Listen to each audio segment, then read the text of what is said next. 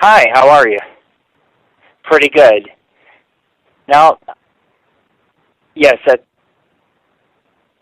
that's correct. Sure. Just give me a second because I'm trying to hear your show on the computer and I'm not hearing it. So I want to make sure. Hi, how are you? Okay, there we go. All right, I got it. Pretty good. Because I'm going to be recording. I'm going to be recording your show because I have a lot of fans from out of the country and they want to hear your show. And so, anyways, now that I got that situated, yes, I'm from the Paranormal and Ghost Society. We deal with all things paranormal, especially Bigfoot. Oh yeah, we do a lot of major expeditions. I used to do a lot of Bigfoot expeditions back in Pennsylvania when we were located in Buffalo, New York. We did a lot of skunk ape expeditions out in Florida. And then finally I decided, you know where it's at? Out west. So we moved out west. I live right along the Sierra Nevadas. I have to say it's one of the most intense Bigfoot regions in North America. And so most of our expeditions, when it deals with dealing with Sasquatch, I am usually up in those mountains looking for him. Mm-hmm. You know, I used to say that film was fake, and the reason why is that some family members had stated that one of the guys had bought a gorilla costume, which was, to me, suspicious. Why before the film would you buy a gorilla costume? But then I watched a show where they actually took the original film, not the one that you see online, not the pictures, because it loses its texture, its sharpness, and they showed the original film, and the original film revealed female Sasquatch with large breasts. Now, you can get a gorilla costume, but I've never seen a gorilla costume that has breasts. So I do believe that what those guys caught, I think they were out there hoaxing, and I think by accident they happened to catch the real thing, and the real thing turned out to be a female Sasquatch. Mm-hmm. Most definitely. Definitely. I wish there wasn't so many hoaxers that tried to do this with Sasquatch. They're really making a mockery of the creature because now nobody wants to believe it exists. They're like, well, you know, there's so many people that get in gorilla costumes. I mean, every year you get a guy that takes, like, pig guts and they shove them in a gorilla suit, and then they go to CNN, they're like, I caught Bigfoot. It's like, did you ever think that they're going to DNA test this? And that's why they hoax. Well, Deb, I have had so many memorable expeditions. I'm a guy that looks for Bigfoot sometimes by myself, with my dog. My son, who's turning 12, he helps me on a lot of things. Me and him, it seems like when I bring him along, me and him produce some of the best evidence and some of the best results. And of course, I give that kid credit, you know, bless his heart. He's hiking 15, 16 miles in a day just for us to find one good track. But there's been a couple of them, so maybe I can highlight on a couple and see what you guys think. But there's a place called the Desolation Wilderness. It's up by Lake Tahoe. I live by Lake Tahoe. I'm not on the lake because I don't really want to be close to the earthquakes and, you know, the possibility of a tsunami per se. But I do live along the edge of the mountain range, and you can go up into the Desolation Wilderness, which is an area full of about 60 granite lakes, multiple dens made by glaciers, by rocks piling on rocks. So, you know, you can get your Bigfoot in there who will hide up in these dens. Well, I heard during the day, we heard this scream or something very loud. It was bellowing from the chest. And so I decided we're going to hike that direction. We hiked about 2-3 miles in that direction, hit a lake, but the problem was that we had to hike back in the dark. And in the dark, you know, right when it turned, when the sun was going down, we heard some animal being taken down. And it sounded like whatever it was, something big got it. You could hear it. I mean, you could hear the bones break. It was something large that was out there hunting just before sundown. Well, we got about 2 miles down the trail, and I let Tammy and my other son ahead, and I stayed behind to take a break, a smoke, and all that kind of good jazz. And I'm sitting there thinking, okay, we can relax for a little bit. All of a sudden, I hear boom, boom, boom. It sounded like something like 1,000 pounds, like an elephant coming towards us. And it got faster and faster and faster. And I told my son, we need to get going because these things are territorial. And yes, they can attack you, and you won't even know what hit you. They're so fast. And the thing is that I got my son out of there. If I was by myself, it may have been another situation. I may have said, you know what, take me, go ahead, here I am. But this thing chased us, and it followed us the whole entire trail. And it was big. It was probably, you could say, 1,000, 1,200 pounds easily. I mean, when the ground starts rumbling and you hear that, that's usually a good sign something bigger than a bear or small little mountain lions in the woods, per se. But, we've had other scary experiences, too, and that goes with, is Sasquatch violent? Well, again, he's territorial. I was up looking for tracks along the river, not on any trail or anything, looking for tracks. For about 15 to 20 minutes, something was throwing rocks at my son and I. And we had to escape. We had to get out of there because one of the rocks missed my temple by about 2 inches. And I posted that video on YouTube because I wanted people to understand, there are no human beings up here doing this. This is something trying to lash out. Something that was territorial, like, let's say, a primate or a type of primate would throw rocks and things to try to scare you out of the area. And that's exactly what it did. We had to move on. We were getting pelted. Oh yes, I did. I posted on my YouTube pictures of us being attacked, and they can see my son and I were at the creek. The video's about 20 minutes long, and we get out of there because stones are being thrown. And we couldn't figure out where they were. That was the thing. And sometimes things get angry at me because when I go hiking in the wild, I carry a shotgun on my back, a Mossberg, and I don't always carry it because sometimes I'm more of a hands-on guy, and I'm like, you know what? If something wants to attack me, I'm just going to ride on its back and take it down, But when it comes to something like Bigfoot, they don't like guns. They don't like looking at guns. If you shoot at one of them, you better get out of there because more than one of them is going to get you. This is the way they work. They're creatures of intelligence, but they're also, it's all about self-preservation, and this is why they remain elusive, because it's self-preservation. So they don't, they will attack you before you know what hit them, rather than have you pull a gun out and shoot them, which I would never do. But, you have to be careful. You have to be careful.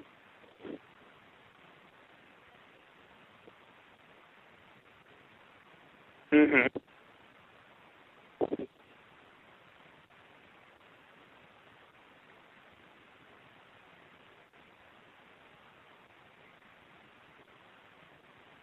Oh my.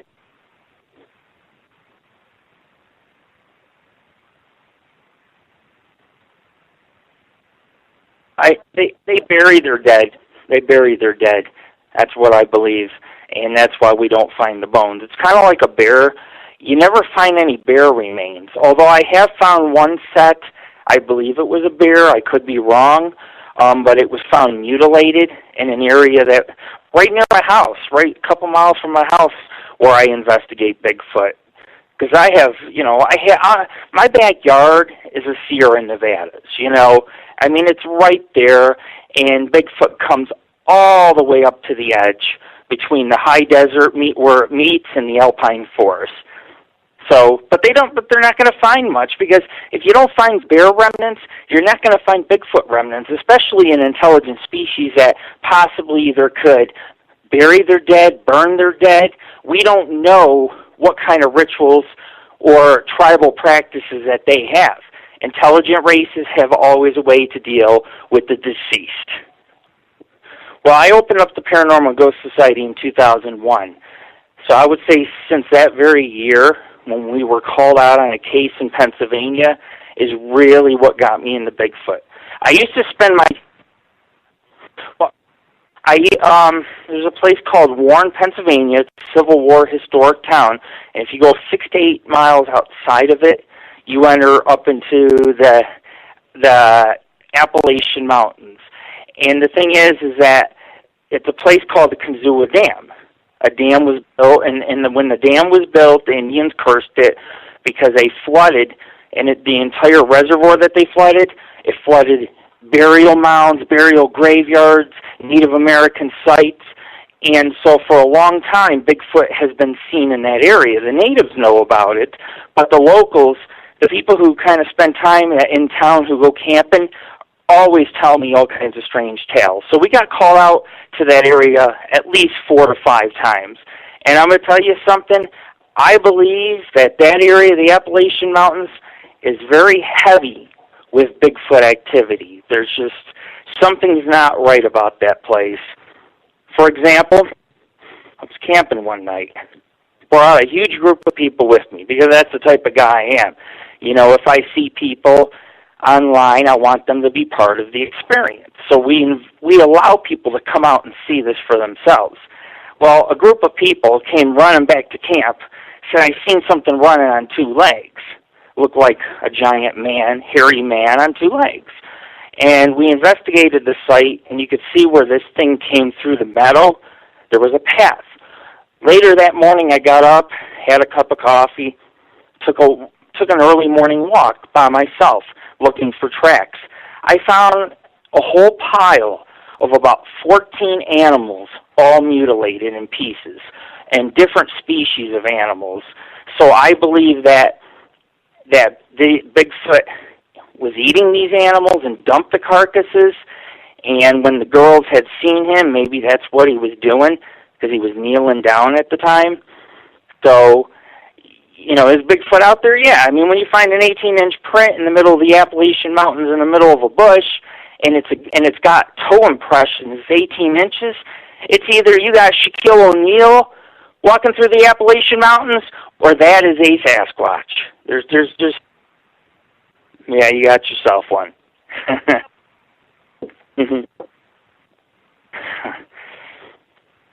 Oh, God. You know, when I go into the wilderness, do you realize I could take all the Bigfoot and paranormal pictures and UFO photos in the world, but the most special pictures are all the ones you see of me and my family with a scenic backdrop of, let's say, a volcano, a lake 8,000 feet up, or a picture of an area where we found Bigfoot evidence at. We'll take a scenic picture to show everybody, hey, we're in the middle of nowhere. There's you know, last year ago and this year ago, I have photographed more Bigfoot evidence almost than any cryptozoologist in the United States. And you know what I've learned from it all? Is that Bigfoot is very abundant, and that, yes, he does leave tracks. If you are not looking for them, you will not find them. And there is one track that we really like that we found out here. It's up near Job's Peak. It's a full, large footprint, and my son, he's standing in the picture, and he's helping me out with the investigation or Bigfoot expedition. And that's a favorite one of mine because it's just so enormous, that track. And, you know, my kid, he finds some of the tracks, and he gets just as much credit as I do. You know, that's just, I call these things, people call these things monsters, but I call them a little bit something else, you know. Actually, rather than call them, I refer to them as something else. I don't think of them as monsters just running around the woods. I think that these are real creatures. I think they possess intelligence, and a lot of times I think they leave tracks where you're not gonna find. Where, you know, they can leave tracks all throughout the mountains, and it may be 20 years before somebody hikes in that area, and that's what we do. Yeah. Mm-hmm. Sure. Excuse me. Okay. Well, in about 2 weeks from now, I'm going to be going to the very center of the Sierra Nevadas, in an area well known for its Bigfoot sightings and howls and screams and footprints and things like that. And we're going to camp up at this lake. Of course, keep your fingers crossed that I don't freeze too much because, we might be dealing with 20 degrees up there in the mountains. And we're going to stay for 3 days, and we're going to hike out to a mine and a ghost town site. We're going to actually hike to a peak, and then we're going to hike in a river valley full of 2 to 3 lakes. What I'll do is I'll hike one day 10 miles, the other day 12 miles or 15 miles, whatever it is. But the 10-mile hike will take me to like 3 different lakes. They're so secluded. Not a lot of people go back by them. And that's what we're going to do is we're going to check for Bigfoot tracks along the lake. You always want to check for tracks in muddy places. If the terrain's rocky or too hard, or it just seems like hard ground, you're not going to find your tracks. Always got to look in mud first. If you can't find it in mud, then you can go where there's softer dirt. But you got to go off the trail. You never can stay on the trail to find these prints. Most of the tracks we find are not on any trails whatsoever. What we do is we measure the depth, the length, the width of the track. Sometimes, not all the time, I do YouTube videos of them, which people can see the videos on our YouTube at youtube.com, AngelOfThyNight. Not much into doing plaster casts. I know I probably should because, they want to put them up at the museum at Virginia City and things like that. But sometimes some of the prints that I get are like, for example, if they're in pine needles, it's very weird. All the pine needles are like missing, but the track is there. And up at Job's Peak, we found like 20 of them in this canyon, and there was no way you could plaster any of those because they didn't show any toes. It was a thick, soft area of pine needles. But what I found strange about it is wherever the foot stepped down, it pushed the pine needles way out, leaving dirt behind. And the dirt track they were all 18 inches. So we don't know how they do this because that gets into, are these paranormal creatures we're dealing with? Are they burning away the pine needles on the ground as they walk? Are they able not to leave tracks at times? Are they mystical? Do they got powers? You start to ask yourself all this because you start to wonder why some tracks will be 18 inches long and there's no pine needles, nothing even in the dirt. But then you go over somewhere in the snow hiking, there's still snow up there, or in a muddy place, and you will find like an 18-inch track, and the best thing about it is you'll find the toes to go with it. And the toes is what you always want to look for on the track. If there are no toes, maybe you're dealing with something else, I don't know, but there are things in the woods. Okay. Wow. Okay.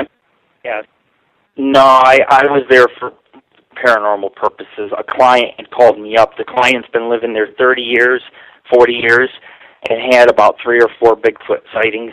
He called me up there because he said that there are UFOs that like to hover over the reservoir. There's Bigfoot.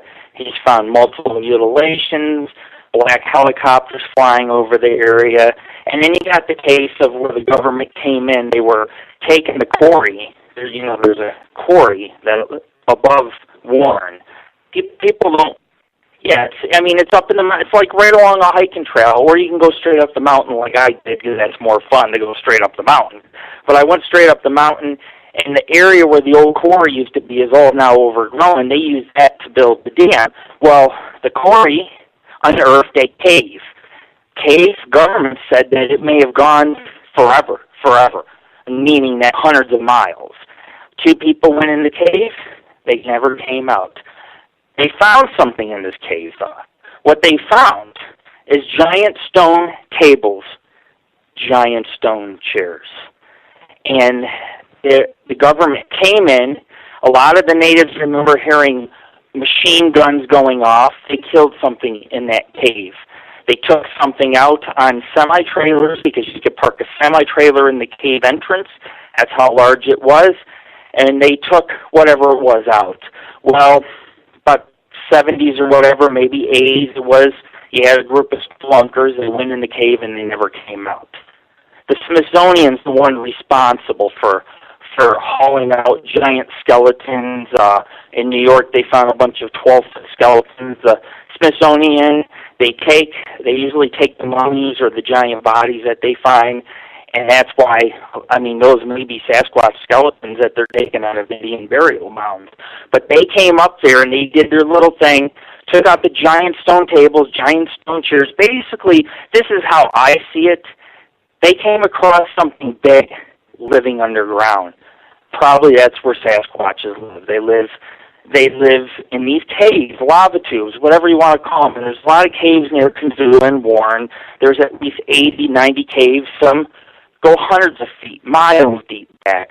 This cave may have gone about 800 miles underground, and our government came by and they cinder blocked it after they took out the bodies, after they took out the stone table and chairs. People broke in, went in, I don't know if they got lost, killed, maybe they ran into more of these giants, but a couple was never seen again. And so, yes, we were called out there to investigate. I did visit the spot. The cavern entrance has been dynamited. Because after the cinder block didn't hold up, because you know you can kick and break cinder block.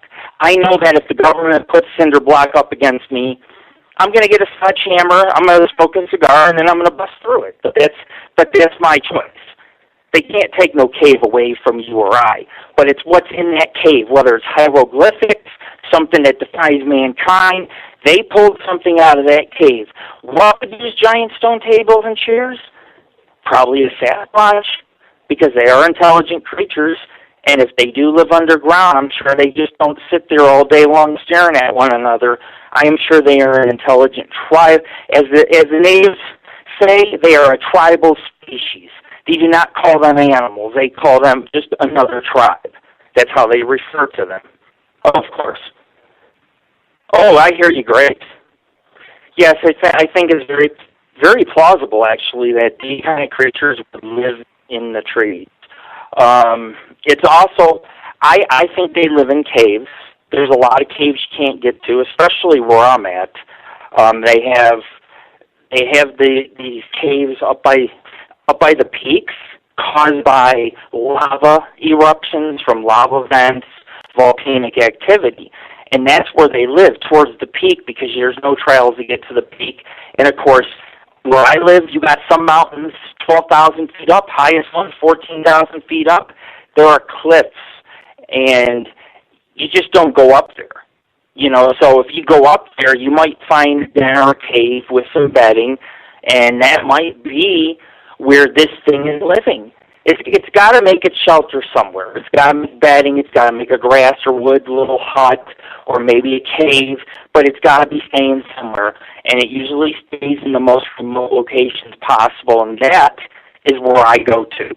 I go to remote locations so we can find their migratory patterns, which we found in this region, which is pretty incredible. You can kind of see the journey that these creatures take. So I kind of know where to look for them, and I even kind of know where to see them. Let's put it that way. Oh, yeah. Advice?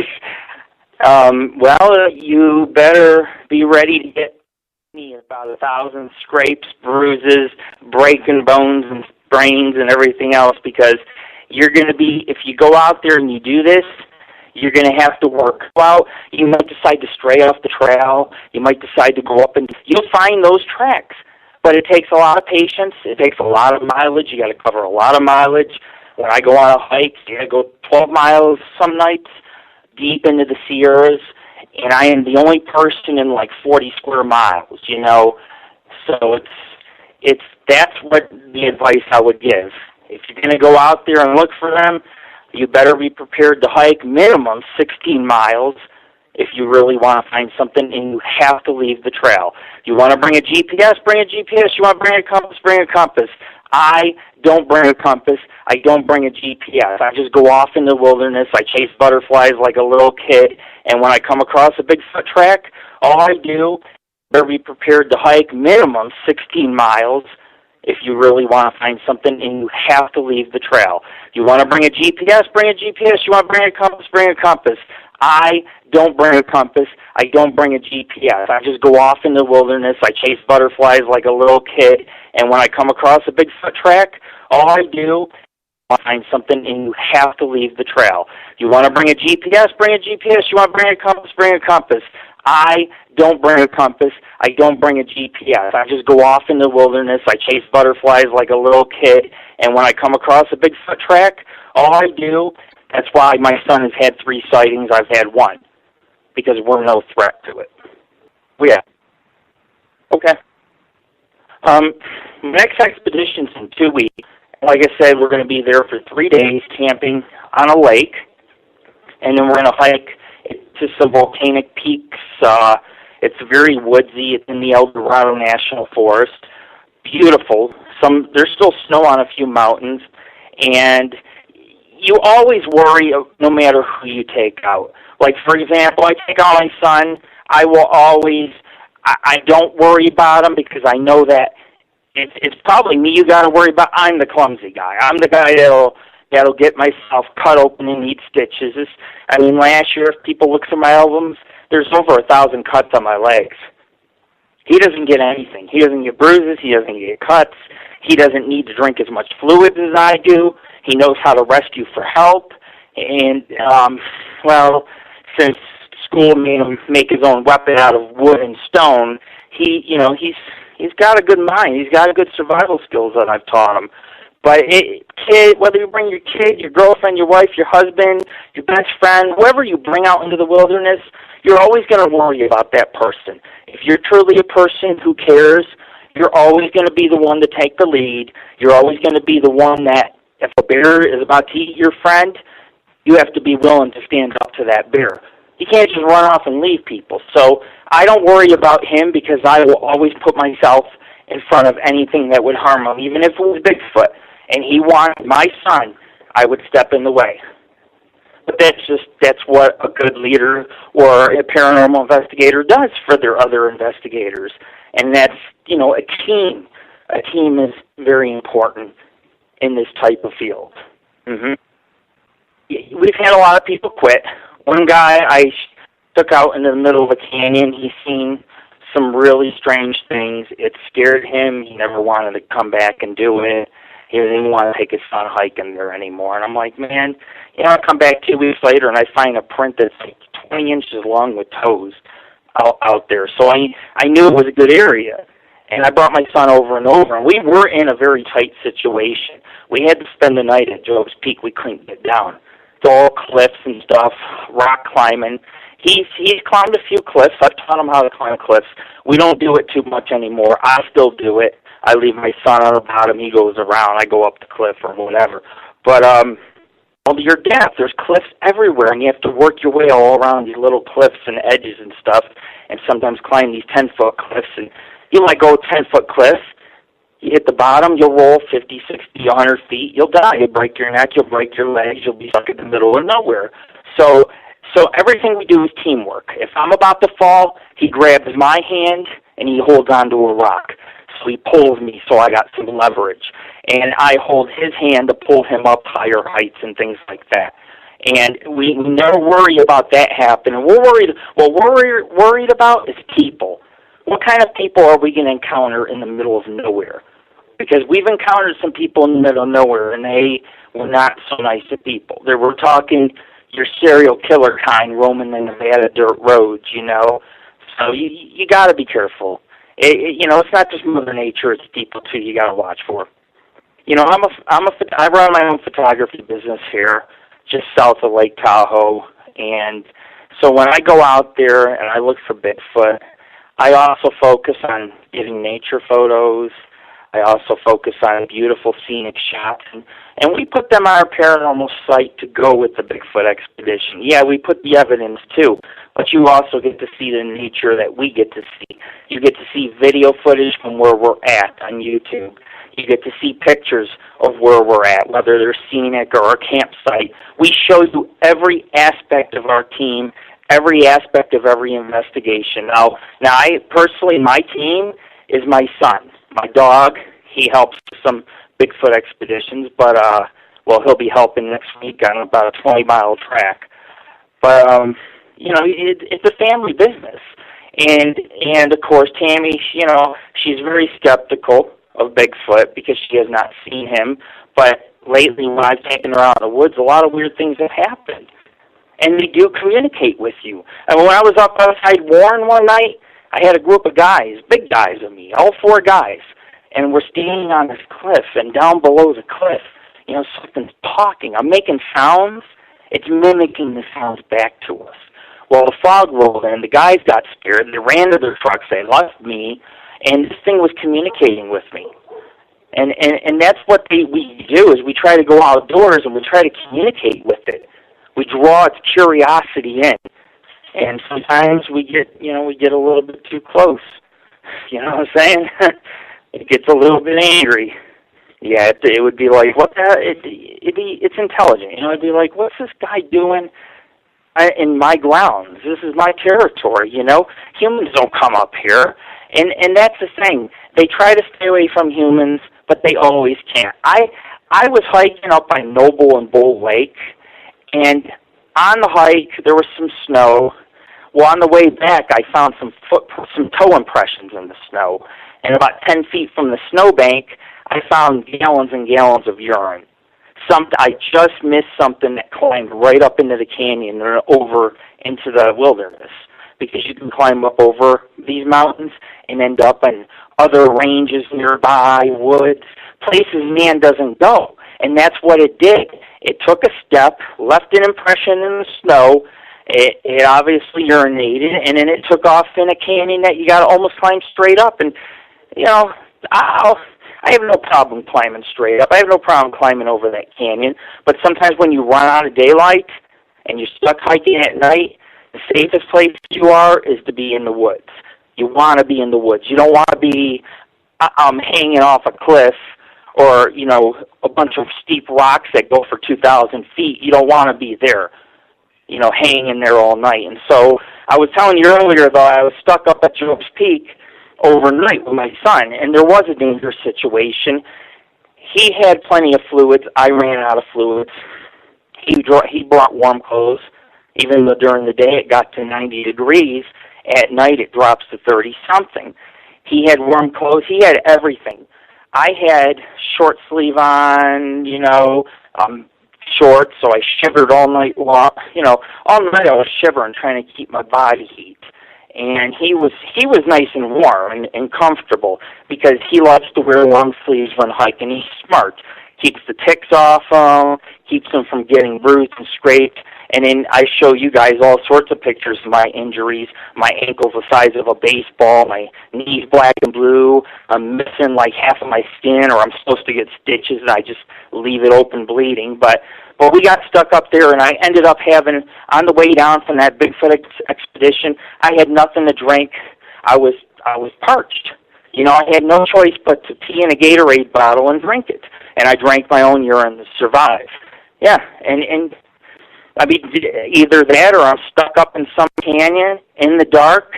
And my son, he knows how to get back to civilization. He's pretty good with direction too, but he would have to leave me there. If I can't drink, my muscles start to break down. And so I drank the urine, and it got me down the rest of the canyon. And when you're being fouled and things like that. I mean, we've been fouled so many times, and then something runs in the woods past, and then you're looking and you can't see it, but you hear it. And my dog, he helps me with expeditions. My family's going to go on one Bigfoot expedition coming up, but the second expedition we do, the next day, my dog's going to be doing. And there's been a time when he was younger that he took off running after some cattle. There's cattle that roam the woods too, just so people know, not just Bigfoot, but actual cows.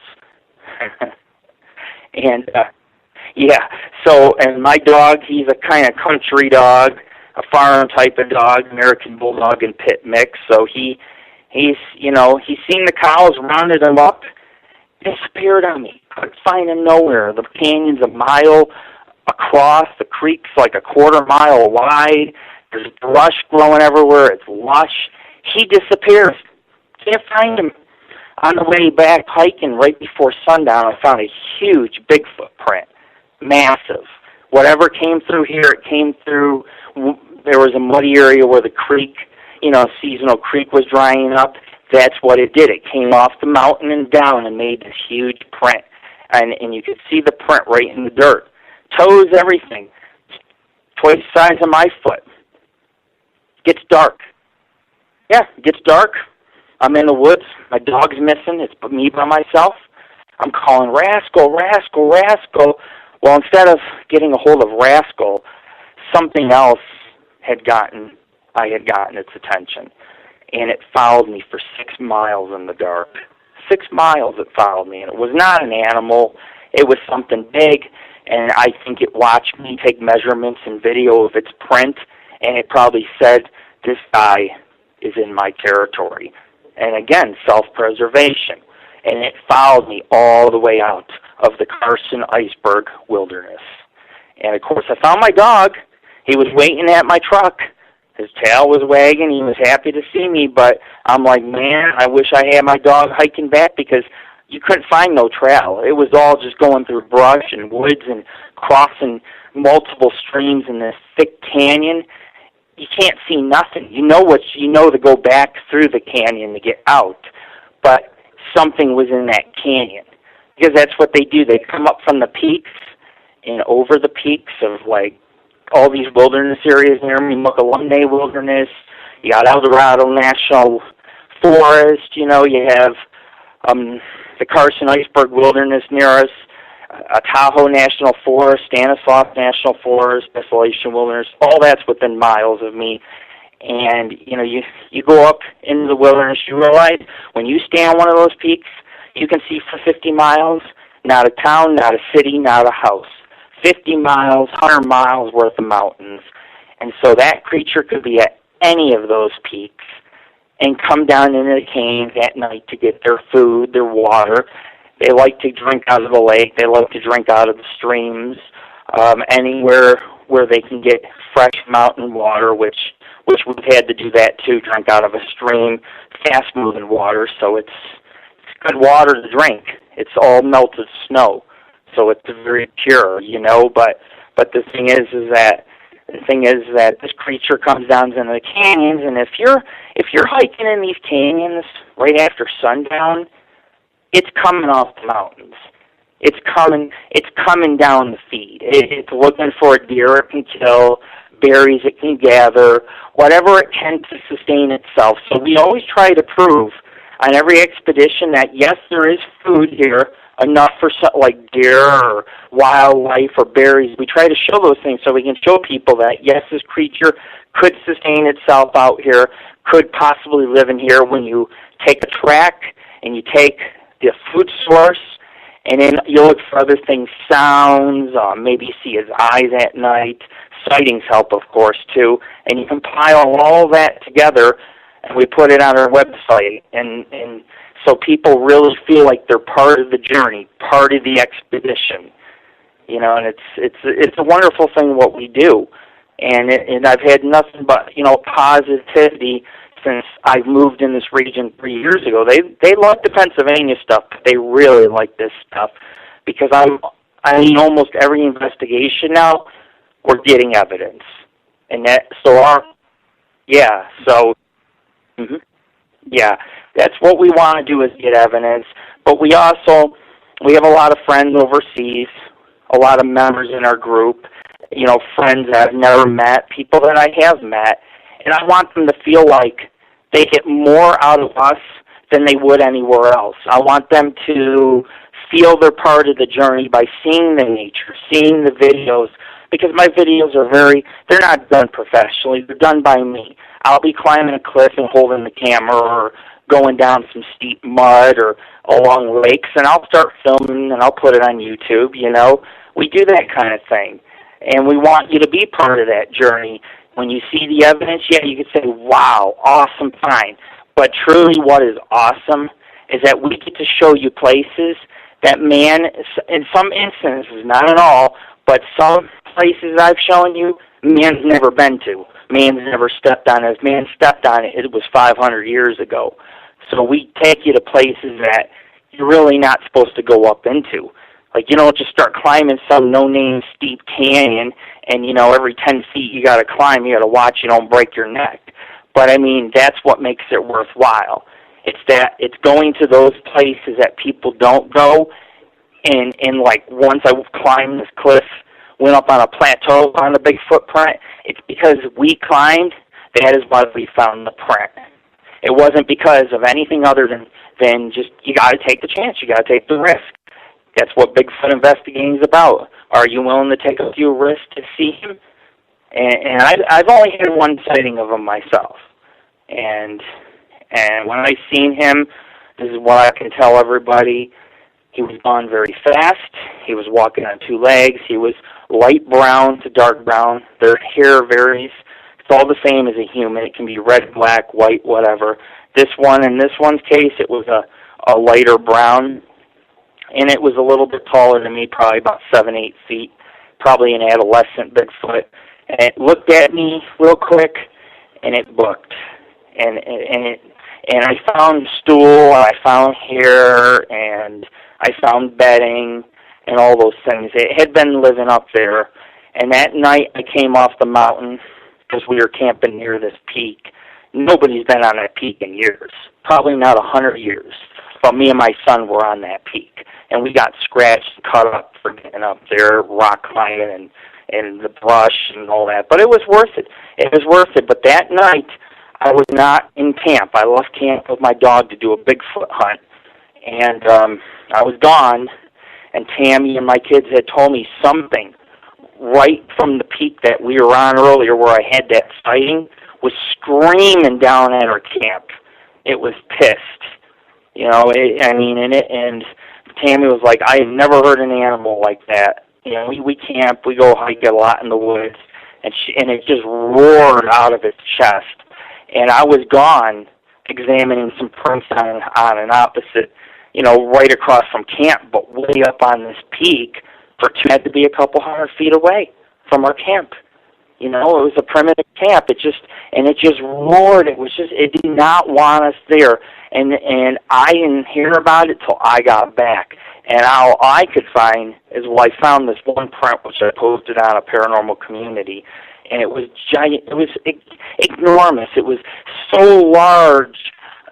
We're talking, 7 inches width, 16 inches long, and it was found in the middle of nowhere, which means that it proved my point, that he doesn't just hike on that peak, but he comes up also on this peak, and that they do migrate and they do travel extensively through the woods, which makes them harder to find. But in return, if you start taking the same path that they take, which is basically in the middle of nowhere, you will find tracks, and there's no denying it. I mean, I had hair samples, I've had stool samples, and unfortunately, I get a lot of scrutiny. No college wants to test my DNA, so we throw it out all the time because it becomes no good. And it really upsets me a lot because if anybody's going to find that creature, it's going to be me. You could look at these TV shows. You could say, hey, for example, finding Bigfoot. There's no conclusive evidence. There never is. It's all of a sudden we're filming at this location. Here he is.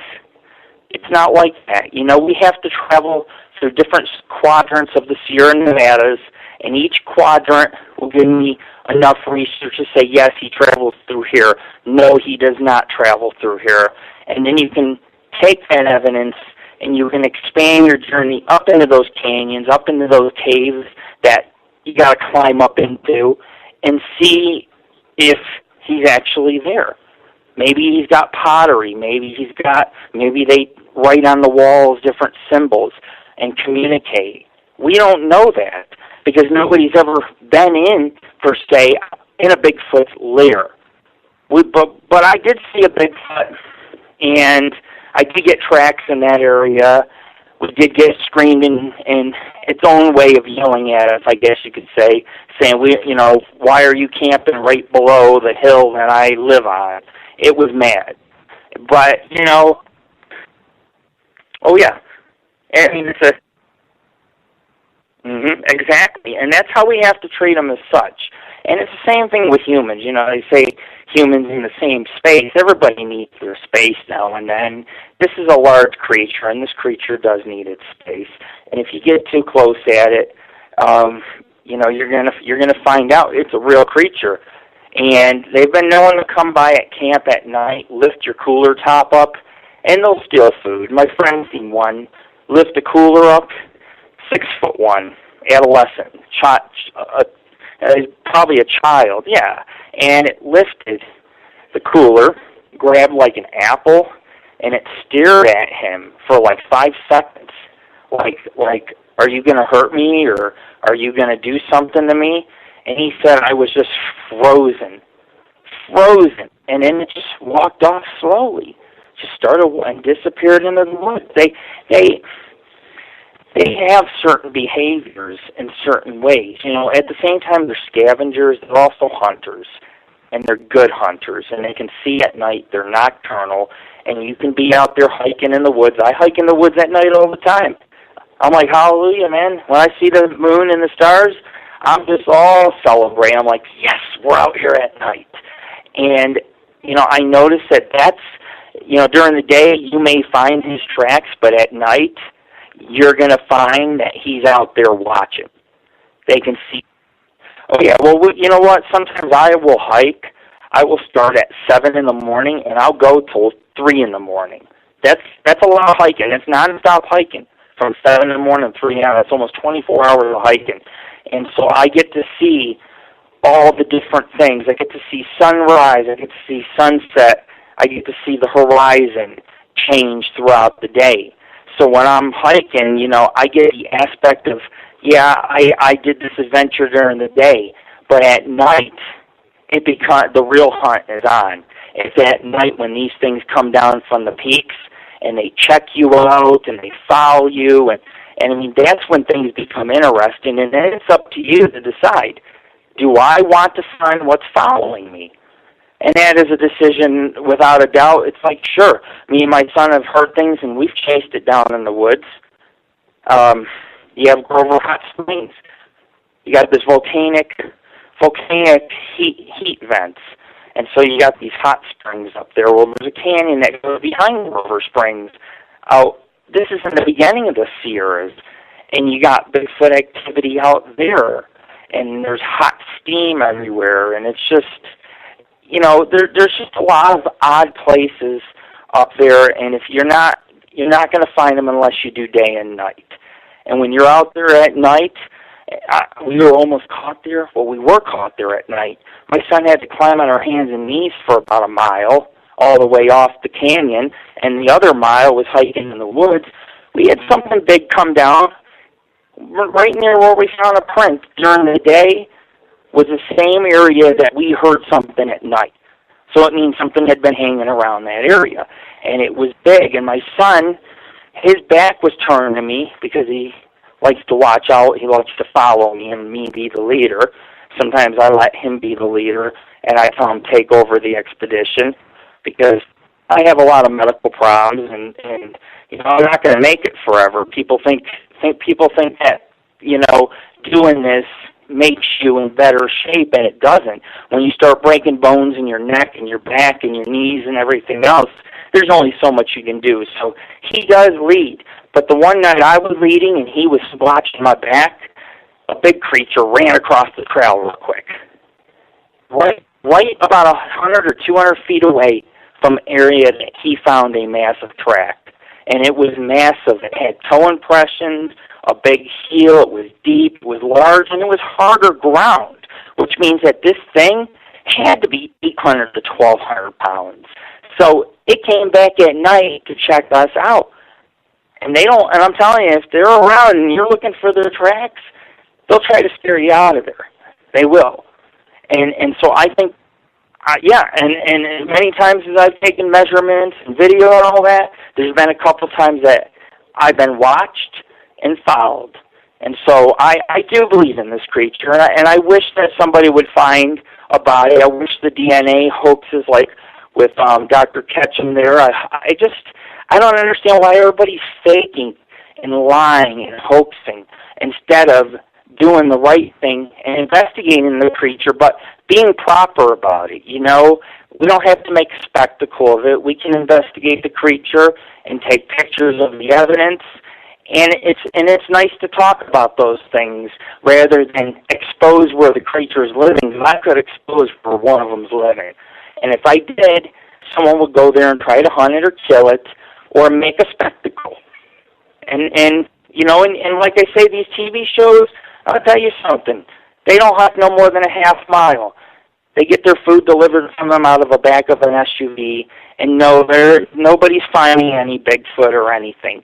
When you're on a TV show, you realize that when they get permission, some sites are government owned or state owned or BLM land. They only get an acre of land to film at, and so that's all that they'll get in a place where an acre. What's an acre? When I can go and do 300 million acres, you know, and that's what it's about. It's about being able, I have that freedom these shows don't have. And so when people follow us, this is better than TV. It's better than a show because you're going to get videos, you're going to get pictures, you're going to get evidence, you're going to get a report, you're going to get the history. You're going to get so many different aspects of everything, all the way from the injuries, the hardships, to our campsite, to everything. And that expedition I do coming up in a couple of weeks, yeah, I hope I find something. But that's the fun of being a cryptozoologist, is that you can be also what I like to think of as a conservation, you know, for conservation and a preservationist, basically. And so by us taking pictures and showing respect for nature and respect for these creatures, we're showing people that you can go out there, you can respect it, you can photograph things, and you can enjoy the nature and have a good time.